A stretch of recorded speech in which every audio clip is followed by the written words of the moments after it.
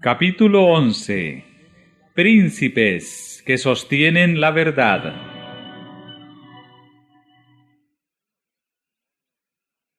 Uno de los testimonios más nobles dados en favor de la Reforma fue la protesta presentada por los príncipes cristianos de Alemania ante la Dieta de Spira el año 1529. El valor, la fe y la entereza de aquellos hombres de Dios aseguraron para las edades futuras la libertad de pensamiento y la libertad de conciencia. Esta protesta dio a la Iglesia reformada el nombre de protestante, y sus principios son la verdadera esencia del protestantismo.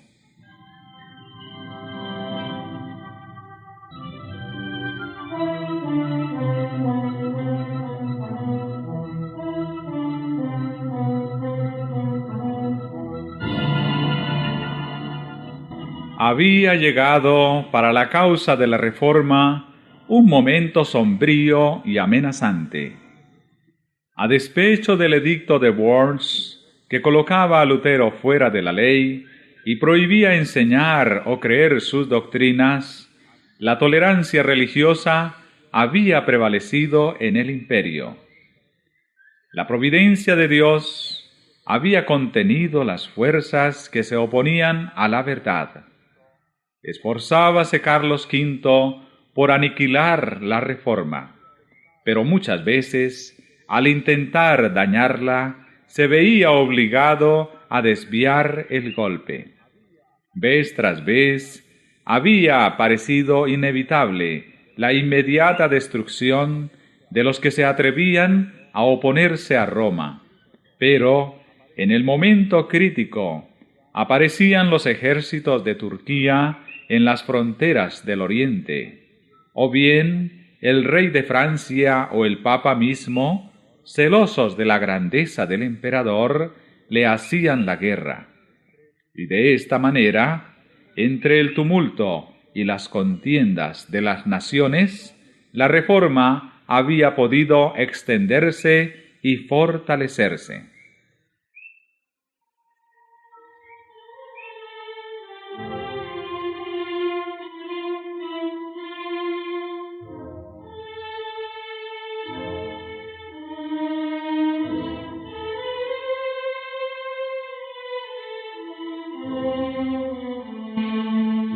Por último, los soberanos papistas pusieron tregua a sus disputas para hacer causa común contra los reformadores. En 1526, la Dieta de Spira había concedido a cada estado plena libertad en asuntos religiosos, hasta tanto que se reuniese un concilio general.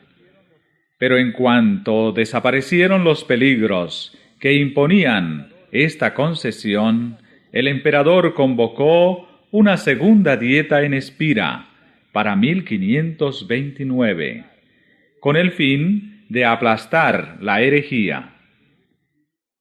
Quería inducir a los príncipes, en lo posible, por medios pacíficos, a que se declararan contra la Reforma. Pero si no lo conseguía por tales medios, Carlos estaba dispuesto a echar mano de la espada.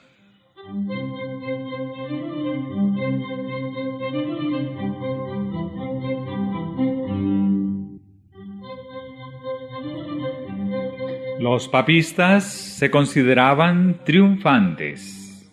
Se presentaron en gran número en Spira y manifestaron abiertamente sus sentimientos hostiles para con los reformadores y para con todos los que les favorecían.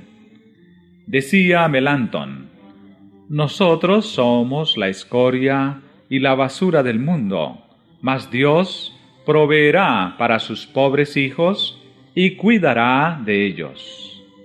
A los príncipes evangélicos que asistieron a la dieta se les prohibió que se predicara el Evangelio en sus residencias. Pero la gente de Espira estaba sedienta de la palabra de Dios y, no obstante dicha prohibición, miles acudían a los cultos que se celebraban en la capilla del Elector de Sajonia.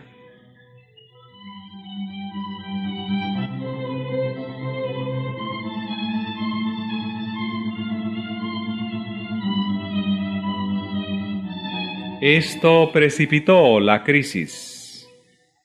Una comunicación imperial anunció a la Dieta que, habiendo originado graves desórdenes, la autorización que concedía la libertad de conciencia, el emperador mandaba que fuese suprimida.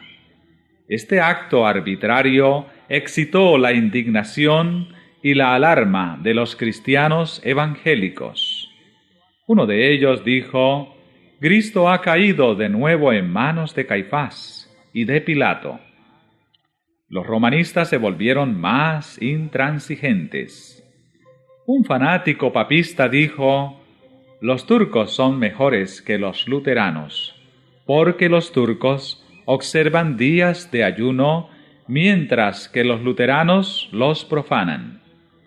Si hemos de escoger entre las sagradas escrituras de Dios y los antiguos errores de la Iglesia, tenemos que rechazar aquellas. Melanchthon decía: «Cada día Faber, en plena asamblea, arroja una piedra más contra los evangélicos».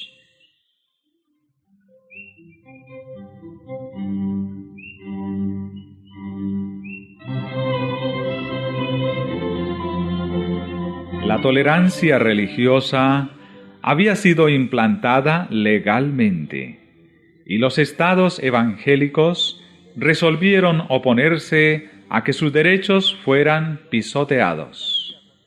A Lutero, todavía condenado por el edicto de Worms, no le era permitido presentarse en Espira, pero le representaban sus colaboradores y los príncipes que Dios había suscitado en defensa de su causa en aquel trance. El ilustre Federico de Sajonia, antiguo protector de Lutero, había sido arrebatado por la muerte.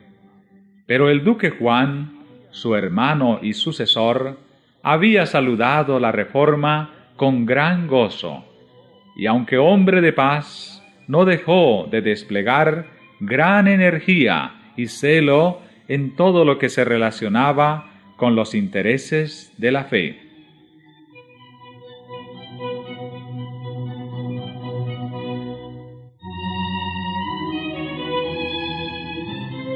Los sacerdotes exigían que los estados que habían aceptado la reforma se sometieran implícitamente a la jurisdicción de Roma.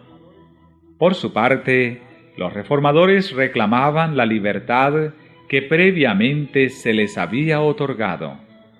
No podían consentir en que Roma volviera a tener bajo su dominio los estados que habían recibido con tanto regocijo la palabra de Dios.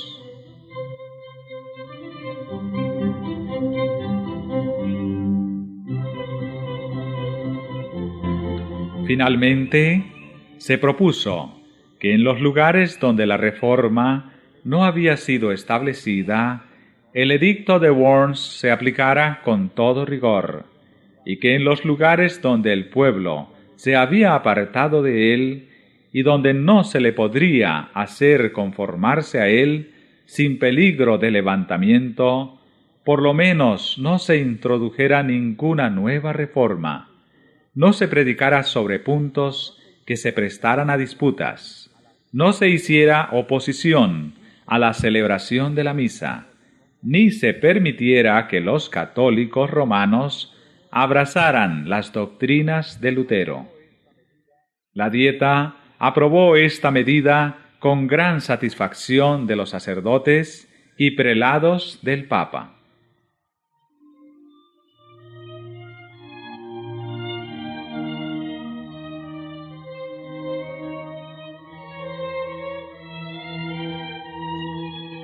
Si se aplicaba este edicto, la reforma no podría extenderse en los puntos donde no había llegado todavía, ni podría siquiera afirmarse en los países en que se había extendido.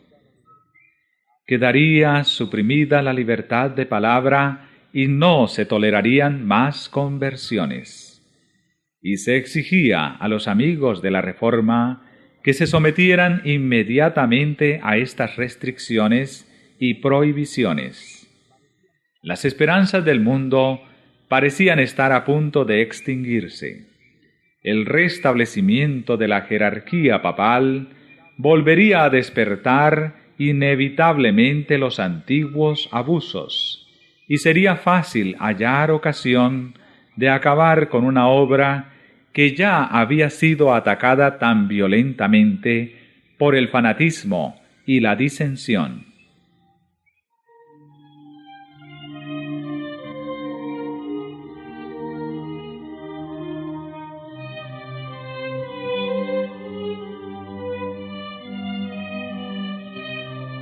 Cuando el partido evangélico se reunió para conferenciar, los miembros se miraron unos a otros con manifiesto desaliento.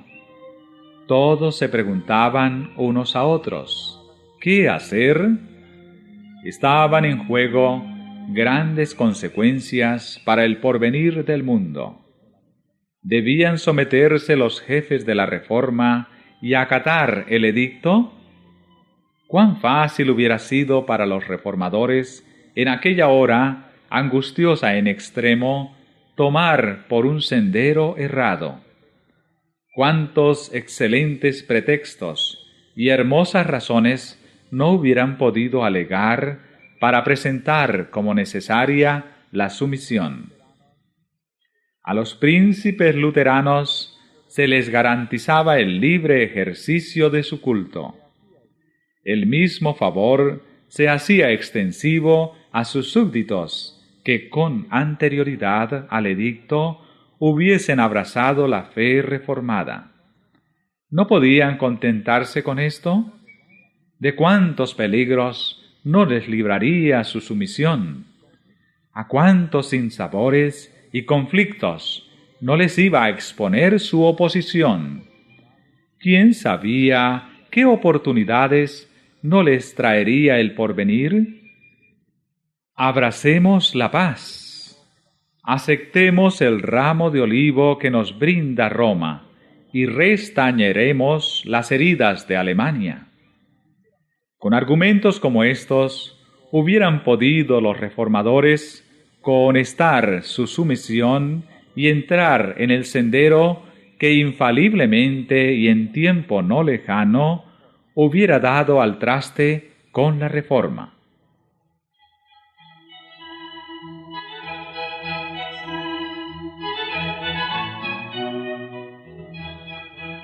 Afortunadamente, consideraron el principio sobre el cual estaba basado el acuerdo y obraron por fe. ¿Cuál era ese principio? Era el derecho de Roma de coartar la libertad de conciencia y prohibir la libre investigación. Pero ¿no había quedado estipulado que ellos y sus súbditos protestantes gozarían libertad religiosa? Sí, pero como un favor, consignado en el acuerdo y no como un derecho. En cuanto a aquellos a quienes no alcanzaba la disposición, los había de regir el gran principio de autoridad. La conciencia no contaba para nada. Roma era el juez infalible a quien habría que obedecer. Aceptar semejante convenio hubiera equivalido a admitir que la libertad religiosa debía limitarse a la Sajonia reformada, y en el resto de la cristiandad, la libre investigación y la profesión de fe reformada sería entonces crímenes dignos del calabozo o del patíbulo. ¿Se resignarían ellos a ver así localizada la libertad religiosa? Declararían con esto que la Reforma había hecho ya su último convertido y conquistado su última pulgada de terreno, y que en las regiones donde Roma dominaba, su dominio se perpetuaría. ¿Podrían los reformadores declararse inocentes de la sangre de los centenares y miles de luchadores que, perseguidos por semejante edicto, tendrían que sucumbir en los países dominados por el Papa? Esto hubiera sido traicionar en aquella hora suprema la causa del Evangelio y las libertades de la cristiandad. Más bien, lo sacrificarían ellos todo, hasta sus posesiones, sus títulos y sus propias vidas.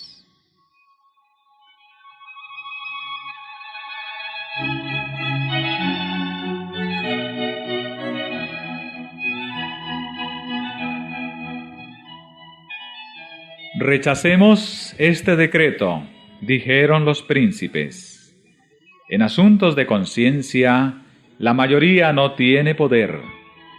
Declararon los diputados. Es al decreto de 1526 al que debemos la paz que disfruta el imperio. Su abolición llenaría a Alemania de disturbios y facciones. Es incompetente la Dieta para hacer más que conservar la libertad religiosa hasta tanto que se reúna un concilio general. Proteger la libertad de conciencia es un deber del Estado, y es el límite de su autoridad en materia de religión. Todo gobierno secular que intenta regir las observancias religiosas o imponerlas por medio de la autoridad civil, sacrifica precisamente el principio por el cual lucharon tan noblemente los cristianos evangélicos.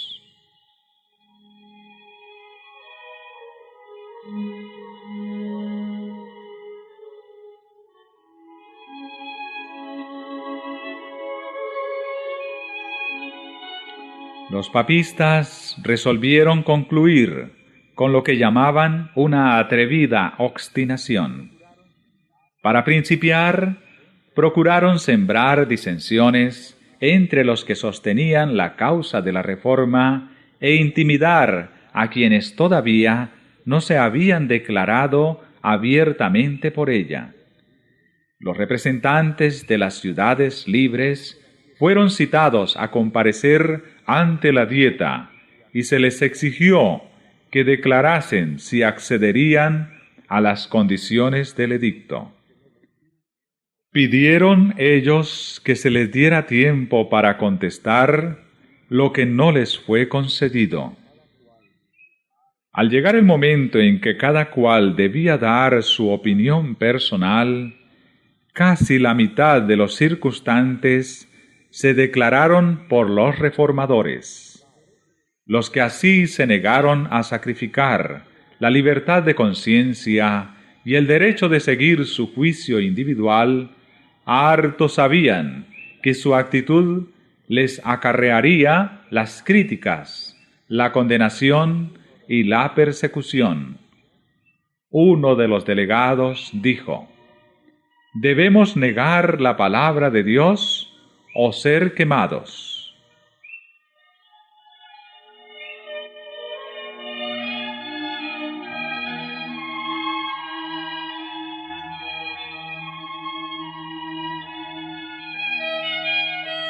El rey Fernando, representante del emperador ante la Dieta, vio que el decreto causaría serios disturbios, a menos que se indujese a los príncipes a aceptarlo y apoyarlo. En vista de esto, apeló al arte de la persuasión, pues sabía muy bien que emplear la fuerza contra semejantes hombres no tendría otro resultado que confirmarlos más en sus resoluciones. suplicó a los príncipes que aceptasen el decreto, asegurándoles que este acto llenaría de regocijo al emperador.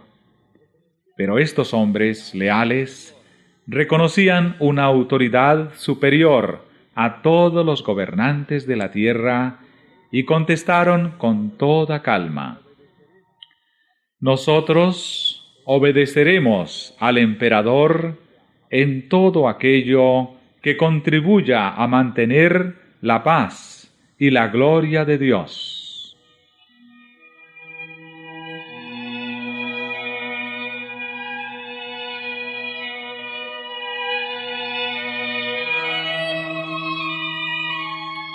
Finalmente manifestó el rey al elector y a sus amigos, en presencia de la Dieta, que el edicto iba a ser promulgado como decreto imperial, y que lo único que les quedaba era someterse a la decisión de la mayoría. Y, habiéndose expresado así, salió de la asamblea, sin dar oportunidad a los reformadores para discutir o replicar. En vano éstos le mandaron mensajeros para instarle a que volviera. A las súplicas de ellos sólo contestó: es asunto concluido, no queda más que la sumisión.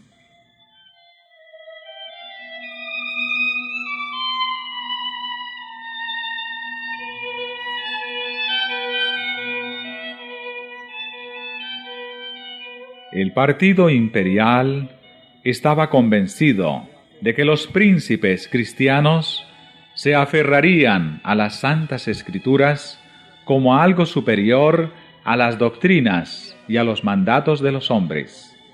Sabía también que allí donde se adoptara esta actitud, el papado sería finalmente derrotado.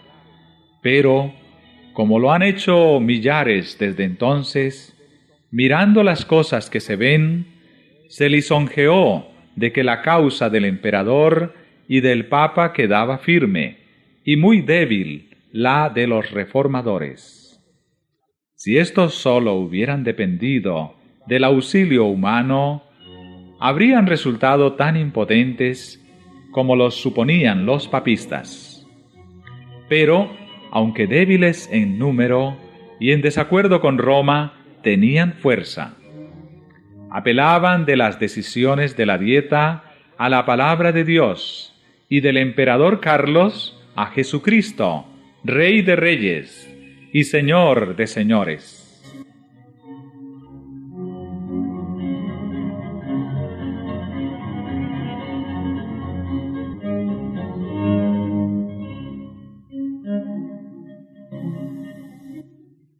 Como Fernando se negara a tener en cuenta las convicciones de los príncipes, decidieron éstos no hacer caso de su ausencia, sino presentar sin demora su protesta ante el Concilio Nacional. Formulóse en consecuencia la siguiente declaración que fue presentada a la Dieta.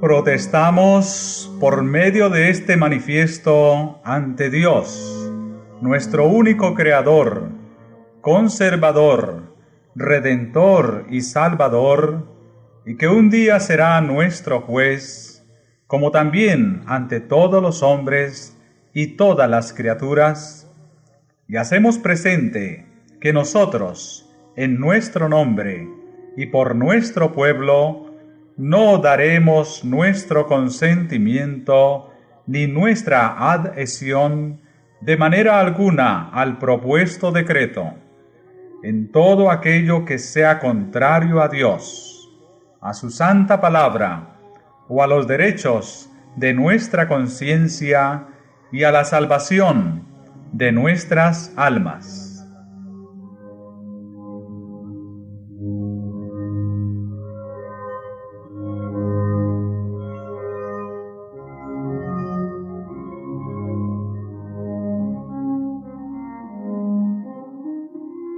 ¿Cómo ratificar nosotros este edicto? No podemos admitir que cuando el Dios Todopoderoso llame a un hombre a su conocimiento, no se le permita abrazar este conocimiento divino.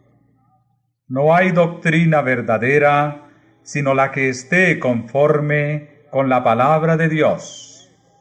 El Señor prohíbe la enseñanza de cualquiera otra doctrina. Las Santas Escrituras deberían explicarse con otros textos más claros. Este santo libro es, en todo cuanto es necesario al cristiano, de fácil interpretación y propio para suministrar luces.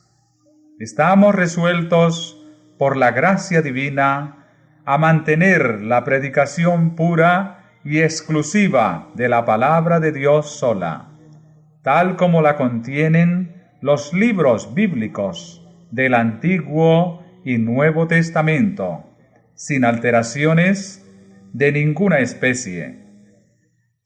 Esta palabra es la única verdad, es la regla segura de toda doctrina y de toda vida, y no puede faltar ni engañarnos. El que edifica sobre este fundamento estará firme contra todos los poderes del infierno, mientras que con cuanta vanidad se le oponga, caerá delante de Dios.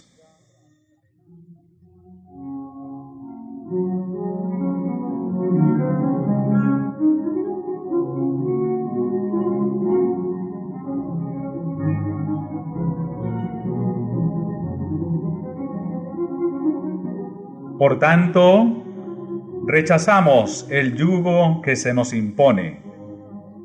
Al mismo tiempo esperamos que Su Majestad Imperial se portará con nosotros como príncipe cristiano que ama a Dios sobre todas las cosas, y declaramos que estamos dispuestos a prestarle a Él lo mismo que a vosotros, graciosos y dignísimos señores, todo el afecto y la obediencia que creemos deberos en justicia.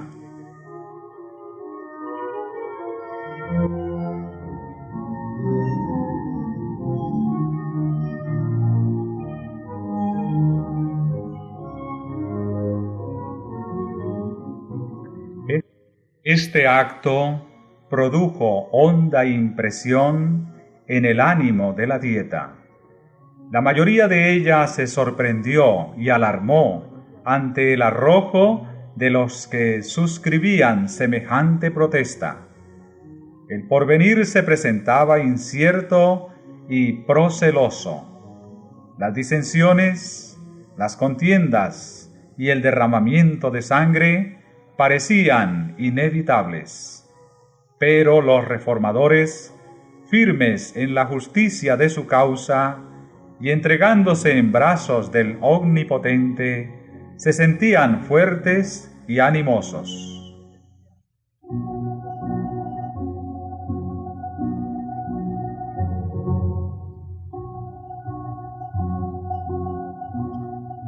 Los principios contenidos en esta célebre protesta constituyen la esencia misma del protestantismo. Ahora bien, esta protesta se opone a dos abusos del hombre en asuntos de fe.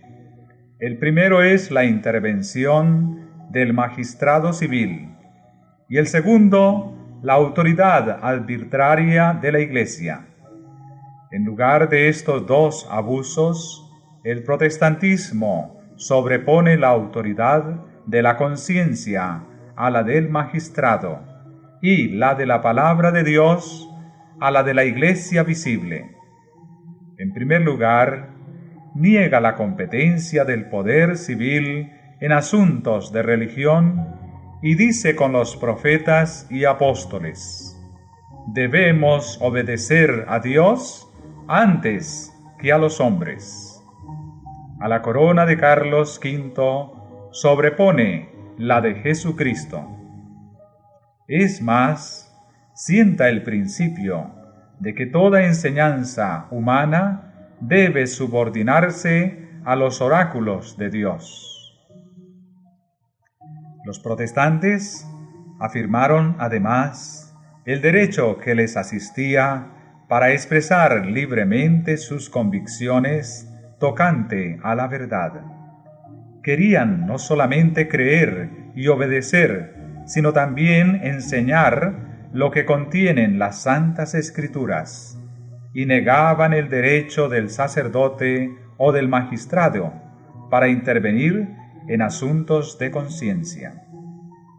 La protesta de Spira fue un solemne testimonio contra la intolerancia religiosa y una declaración en favor del derecho que asiste a todos los hombres para adorar a Dios según les dicte la conciencia.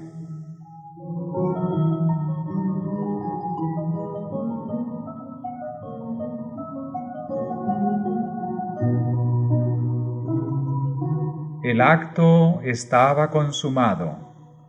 Grabado quedaba en la memoria de millares de hombres y consignado en las crónicas del cielo, de donde ningún esfuerzo humano podía arrancarlo.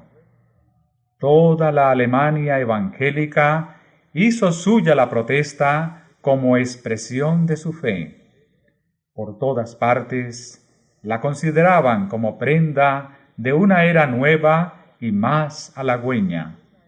Uno de los príncipes expresóse así ante los protestantes de Spira: que el Todopoderoso, que os ha concedido gracia para que le confeséis enérgicamente, con libertad y denuedo, se digne conservaros en esta firmeza cristiana hasta el día de la eternidad.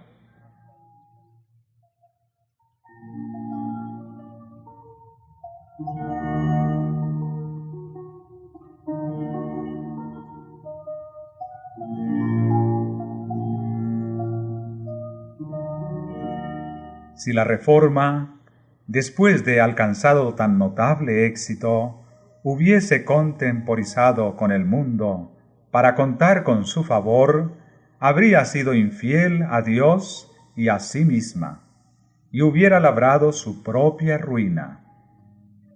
La experiencia de aquellos nobles reformadores encierra una lección para todas las épocas venideras. No ha cambiado en nada el modo en que trabaja Satanás contra Dios y contra su palabra.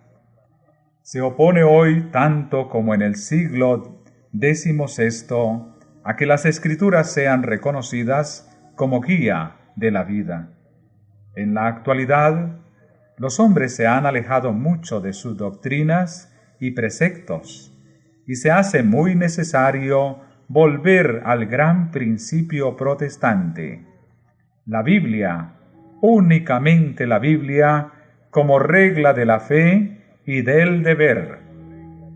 Satanás sigue valiéndose de todos los medios de que dispone para destruir la libertad religiosa. El mismo poder anticristiano que rechazaron los protestantes de Spira procura ahora, con redoblado esfuerzo, restablecer su perdida supremacía. La misma adhesión incondicional a la palabra de Dios que se manifestó en los días tan críticos de la Reforma del siglo XVI es la única esperanza de una reforma en nuestros días.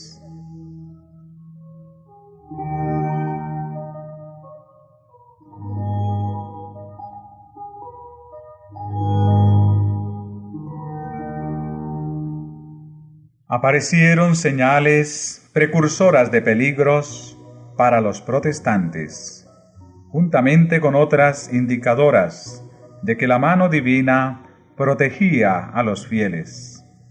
Por aquel entonces fue cuando Melanchthon llevó como a escape a su amigo Simón Grineo, por las calles de Espira, rumbo al Rin, y le instó a que cruzase el río sin demora. Admirado Grineo deseaba saber el motivo de tan repentina fuga. Contestóle Melantón, un anciano de aspecto augusto y venerable, pero que me es desconocido, se me apareció y me dio la noticia de que en un minuto los agentes de la justicia iban a ser despachados por Fernando para arrestar a Grineo.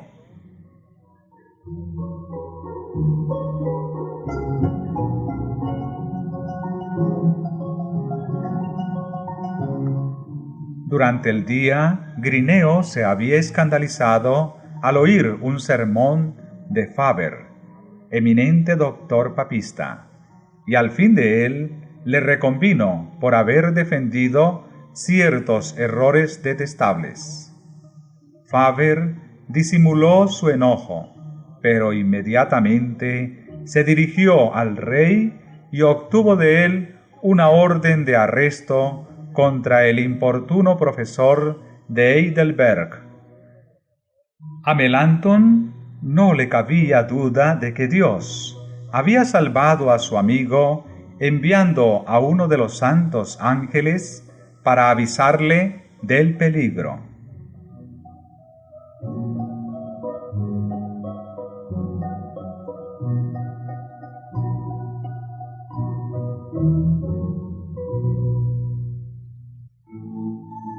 Melantón permaneció en la ribera del río hasta que las aguas mediaran entre su amado amigo y aquellos que le buscaban para quitarle la vida.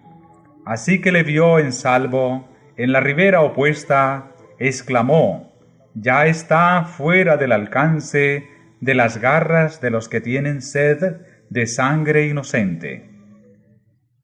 De regreso en su casa, se le dijo a Melantón que unos emisarios habían estado buscando a Grineo y registrándolo todo, de arriba abajo.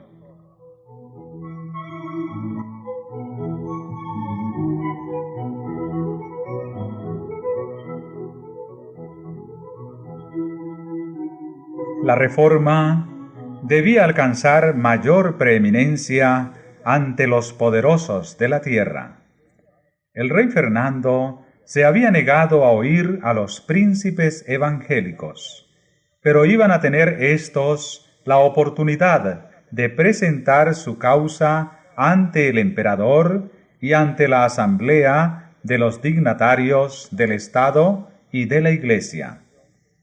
Para calmar las disensiones que perturbaban el imperio, Carlos V, un año después de la protesta de Espira, convocó una dieta en Augsburgo, manifestando que él mismo la presidiría en persona, y a ella fueron convocados los jefes de la causa protestante.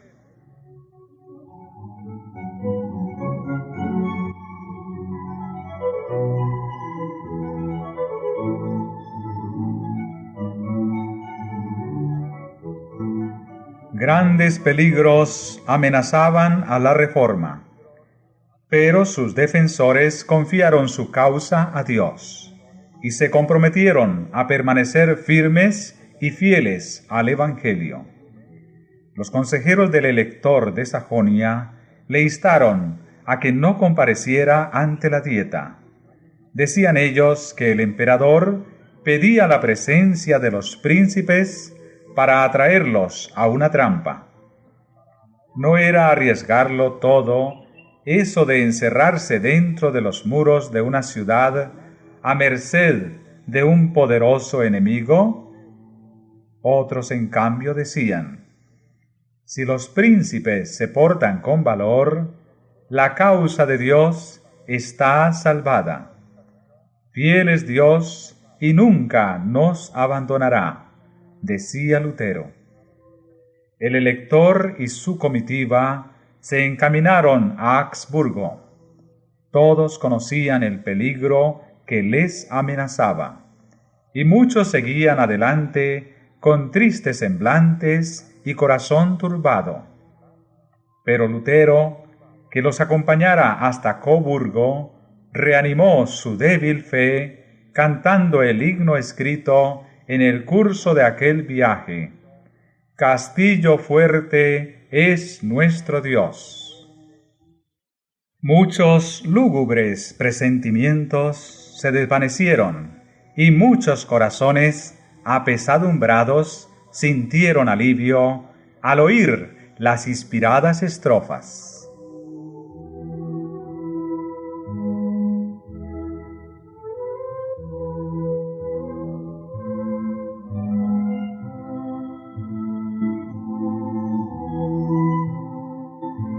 Los príncipes reformados habían resuelto redactar una exposición sistemática de sus opiniones, con pruebas de las Santas Escrituras, y presentársela a la Dieta.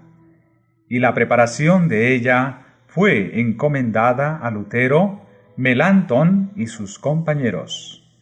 Esta confesión fue aceptada por los protestantes como expresión genuina de su fe, y se reunieron para firmar tan importante documento.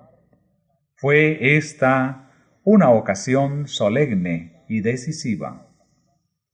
Estaban muy deseosos los reformadores de que su causa no se confundiera con los asuntos políticos, y creían que la reforma no debía ejercer otra influencia que la que procede de la palabra de Dios.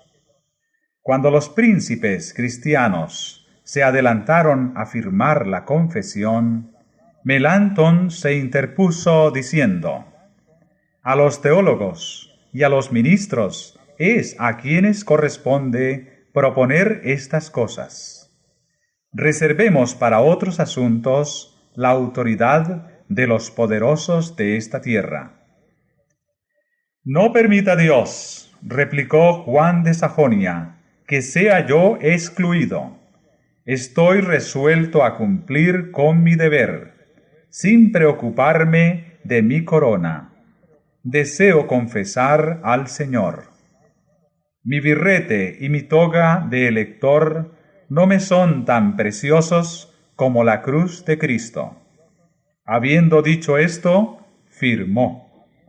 Otro de los príncipes, al tomar la pluma para afirmar, dijo: si la honra de mi Señor Jesucristo lo requiere, estoy listo para sacrificar mis bienes y mi vida. Preferiría dejar a mis súbditos, mis estados y la tierra de mis padres para irme bordón en mano, prosiguió diciendo, antes que recibir otra doctrina que la contenida en esta confesión. Tal era la fe y el arrojo de aquellos hombres de Dios.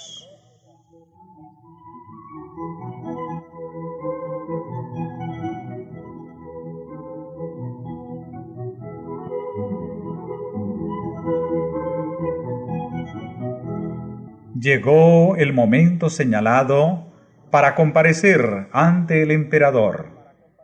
Carlos V, sentado en su trono, rodeado de los electores y los príncipes, dio audiencia a los reformadores protestantes. Dióse lectura a la confesión de fe de éstos. Fueron presentadas con toda claridad las verdades del Evangelio ante la augusta asamblea, y señalados los errores de la Iglesia papal. Con razón fue llamado aquel día el día más grande de la Reforma y uno de los más gloriosos en la historia del cristianismo y de la humanidad.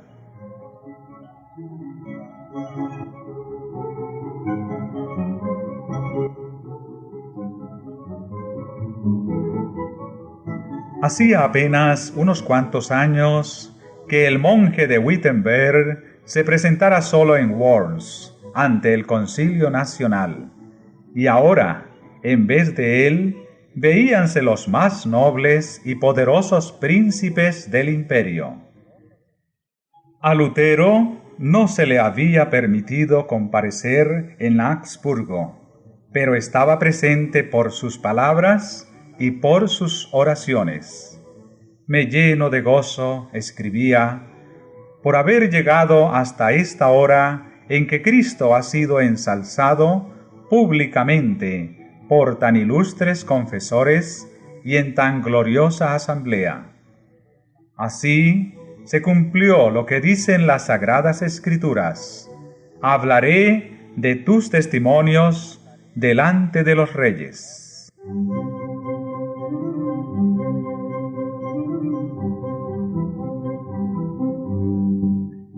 En tiempo de Pablo, el Evangelio, por cuya causa se le encarceló, fue presentado así a los príncipes y nobles de la ciudad imperial.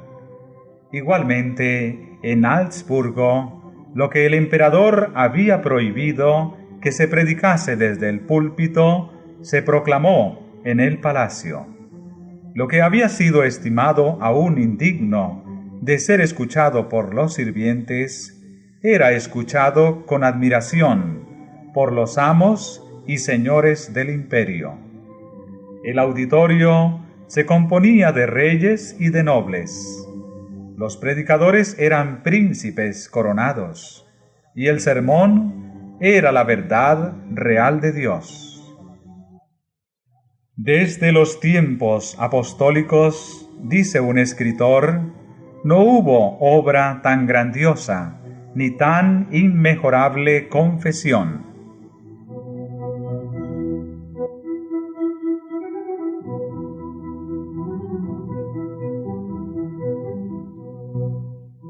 Cuanto ha sido dicho por los luteranos es cierto, y no lo podemos negar, declaraba un obispo papista. ¿Podéis refutar con buenas razones la confesión hecha por el elector y sus aliados? Preguntaba otro obispo al doctor Eck. Sí, lo puedo, respondía, pero no con los escritos de los apóstoles y los profetas, sino con los concilios y con los escritos de los padres. Comprendo, repuso el que hacía la pregunta. Según su opinión, los luteranos están basados en las Escrituras, en tanto que nosotros estamos fuera de ellas.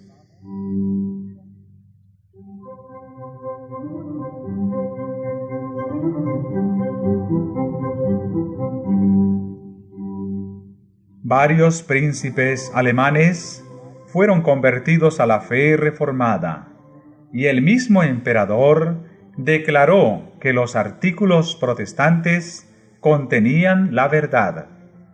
La confesión fue traducida a muchos idiomas y circuló por toda Europa, y en las generaciones subsiguientes millones la aceptaron como expresión de su fe.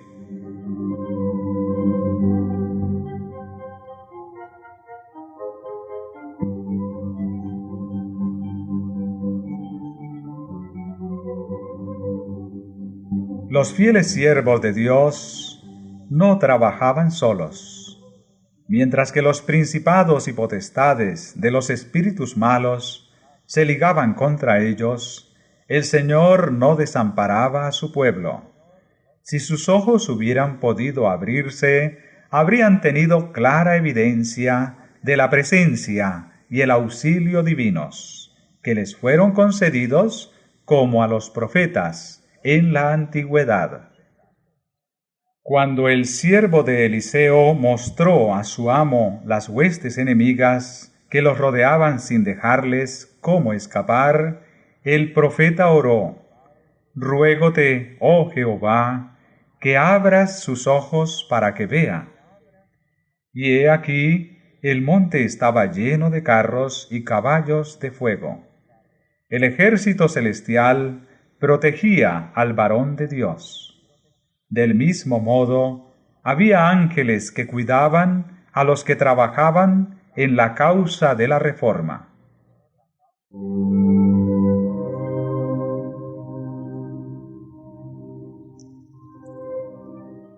Uno de los principios que sostenía Lutero con más firmeza era que no se debía acudir al poder secular para apoyar la reforma, ni recurrir a las armas para defenderla.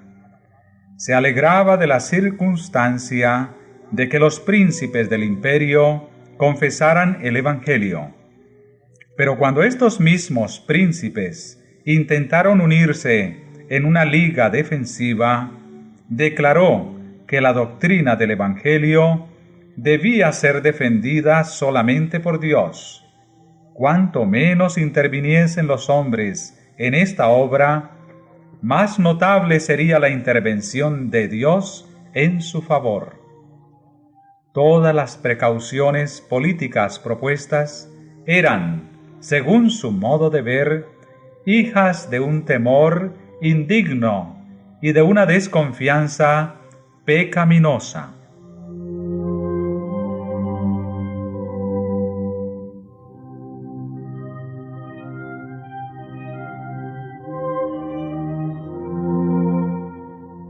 Cuando enemigos poderosos se unían para destruir la fe reformada y millares de espadas parecían desenvainarse para combatirla, Lutero escribió: Satanás manifiesta su ira, conspiran pontífices impíos y nos amenaza la guerra.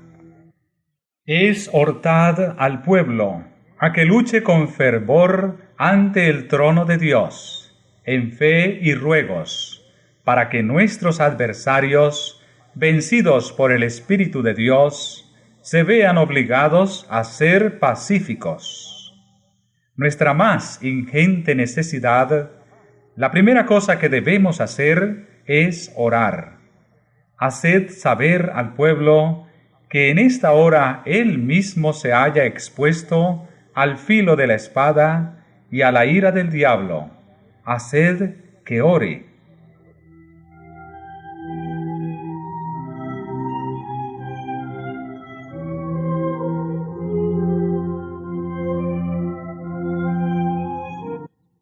En otra ocasión, con fecha posterior, refiriéndose a la liga que trataban de organizar los príncipes reformados, Lutero declaró que la única arma que debería emplearse en esa causa era la espada del Espíritu. Escribió al elector de Sajonia: no podemos en conciencia aprobar la alianza propuesta. Preferiríamos morir 10 veces antes que el Evangelio fuese causa de derramar una gota de sangre. Nuestra parte es ser como ovejas del matadero. La cruz de Cristo hay que llevarla. No tema su Alteza. Más podemos nosotros, con nuestras oraciones, que todos nuestros enemigos con sus jactancias. Más que nada, evitad que se manchen vuestras manos con la sangre de vuestros hermanos. Si el emperador exige que seamos llevados ante sus tribunales, estamos listos para comparecer. No podéis defender la fe. Cada cual debe creer a costa suya.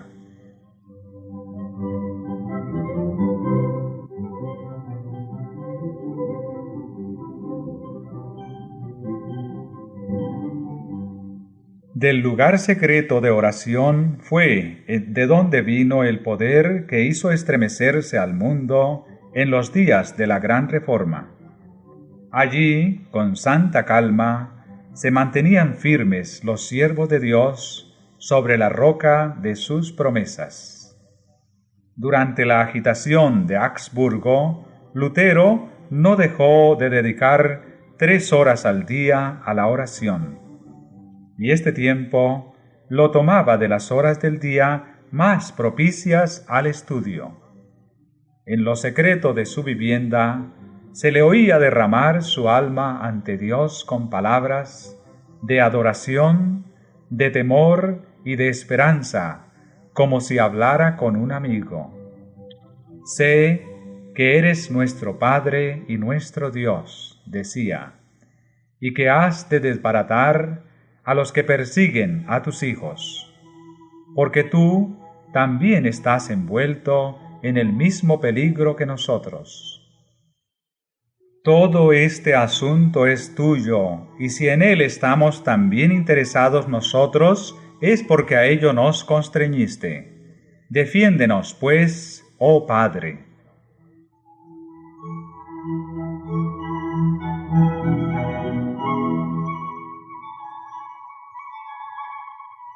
A Melantón, que se hallaba agobiado bajo el peso de la ansiedad y del temor, le escribió: Gracia y paz en Jesucristo.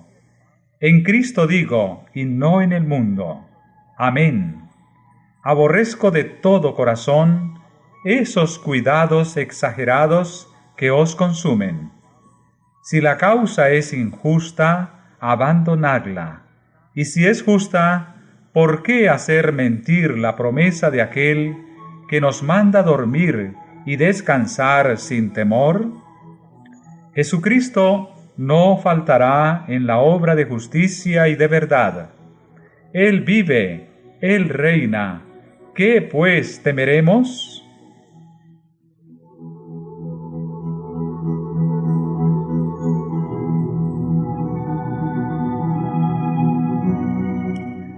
Dios oyó los clamores de sus hijos, infundió gracia y valor a los príncipes y ministros para que sostuvieran la verdad contra las potestades de las tinieblas de este mundo. Dice el Señor: He aquí que yo pongo en Sión la piedra principal del ángulo, escogida, preciosa, y aquel que creyere en ella no quedará avergonzado. Los reformadores protestantes habían edificado sobre Cristo, y las puertas del infierno no podían prevalecer contra ellos.